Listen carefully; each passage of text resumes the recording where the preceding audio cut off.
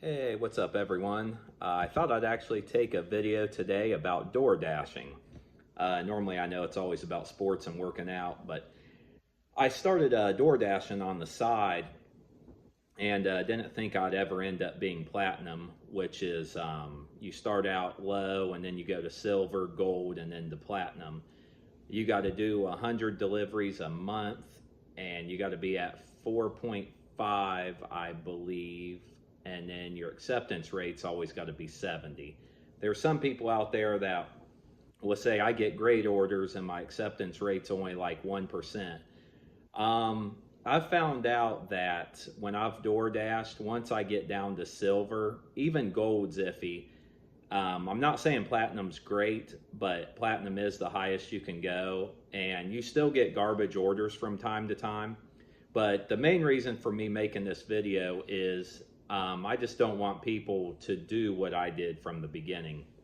So, like when an order comes up and it might say 5 or 7 miles and it says like $3 or $2.50, $3 and some, that means about 100% chance that that customer did not tip. So for me, I'm going to deny that order all day long.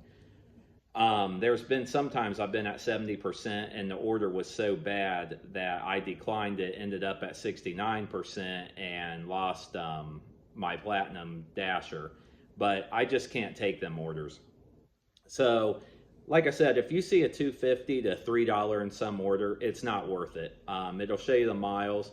And also, what DoorDash is notorious for is they'll stack an order, which means they'll have you pick up at, say, like Taco Bell and Arby's, and they'll say, like, it's $5 to go 7 miles or 8 miles or something like that. To me, that order's not worth it either. I don't like double orders, and there's a couple reasons why. One, more than likely, a customer didn't tip and nobody's been taking them orders, so DoorDash will stack it to make it look like it's more money when really it's not, and it's still a poor order. Second, when you pick up one and then you got to pick up another one of the customers are waiting, and then they could write a bad review on you because it took too long to get the food there. Not to mention, depending on if they have drinks and how many bags they have, and now you're trying to keep two orders straight. I just have never liked, even no matter how much they pay, I just have never liked double orders. So there's two big things. Then you also got to be careful on this. Sometimes you'll get an order, and I had one today, and I was iffy on taking it. It would have put me out of my zone. But anyway, I'll get back to that here in a minute. So say you get an order and it says like $13 to go 13 miles. So you're thinking, you're in your head, well, that's not too bad. That's $1 a mile. And a lot of people won't do $1 a mile. Some people they won't do an order unless it's $2 or $3 a mile.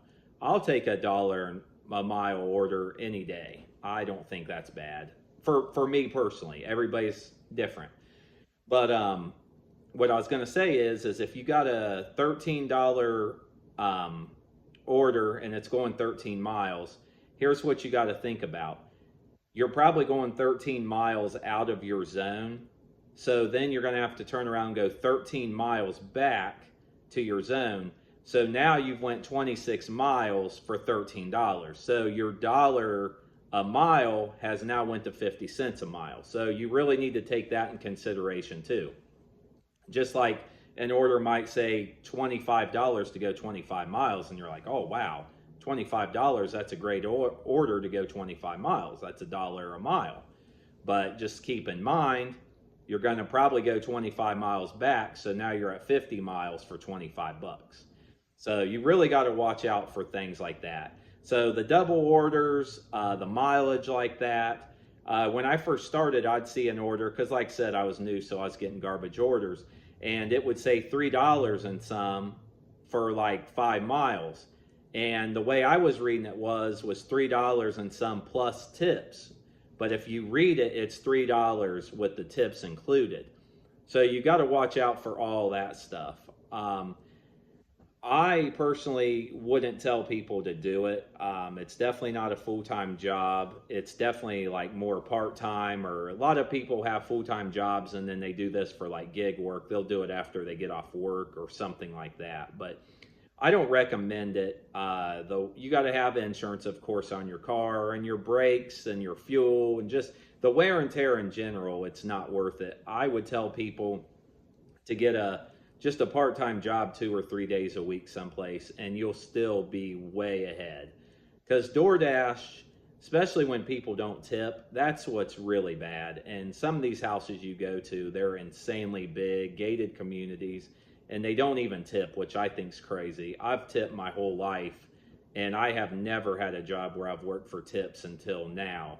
And I have always tipped great. Even if the waiter or waitress was horrible, I still tipped great. That's just how I've been my whole life. But you got people that'll stiff you, and you know, you only make about 250, maybe $3 an order. So if people don't tip, it just really kills you. And I don't know. I just don't know how people can expect you to take their food there or whatever they're ordering for free. Because, you know, we also pick up at CVS, Walgreens, Meijer. We do shopping orders. You know, you can do alcohol, and DoorDash does a little bit of everything now. But just when people don't tip and expect to do it for free, and then I'll hear people say, well, you know, DoorDash charges you this much and everything like that. Yeah, but you're still screwing the driver. If you can't afford it, you shouldn't use DoorDash. That's just my opinion.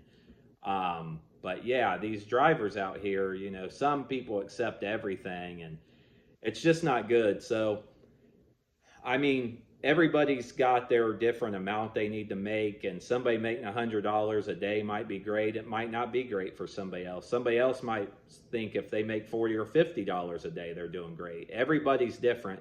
And like I said, some people have their acceptance rate, which they call AR for acceptance rate. They'll have it down to 5 and 10%, and they'll say it doesn't matter. And it might not where they're at, but for around here, it does really matter to me, because every time I slip down to silver, it's bad orders, no tip orders, just it's really bad. So for me, it's worth having platinum. If you're, and once again, it depends on the market, depends on what state you live in and how busy they are, and if they're oversaturated with Door Dashers, a lot depends on it. But I always say, if you get a great order being silver or gold, it's probably because there wasn't a platinum dasher there, because they're always going to go by seniority. So they're going to go from platinum to gold to silver. And a lot of people disagree with that, but if there's a silver dasher there and there's a platinum dasher there, they're going to give it to the platinum dasher. If there's nobody there to take that order, then you are going to get a great order because there's nobody to take it. But anyway, I hope people enjoyed this video. And just like I said, if your acceptance rate's up at 80 or 90% or even 100%, it's okay to turn down orders.